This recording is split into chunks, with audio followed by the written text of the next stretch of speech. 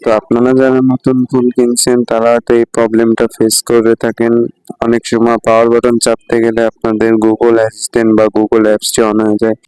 তো এটাকে কিভাবে ঠিক করবেন চলুন দেখাই। প্রথমে চলে যাবেন আপনার ফোনের সেটিংয়ে, যে সার্চ বারে ক্লিক করবেন। সার্চ বারে ক্লিক করার পর এখানে লিখতে হবে পাওয়ার বাটন। এখানে লিখবেন power button, POWER space BUTTON। তো গাইস দেখে নিন আপনারা পাওয়ার বাটন এই লিখেটটি দিয়ে এই পাওয়ার বাটন অপশনটিতে চাপ দিলে এখানে ভয়েস অ্যাসিস্ট্যান্ট করা আছে, আপনারা পাওয়ার মেনু করে দিবেন, তাহলে আপনাদের কাজ শেষ।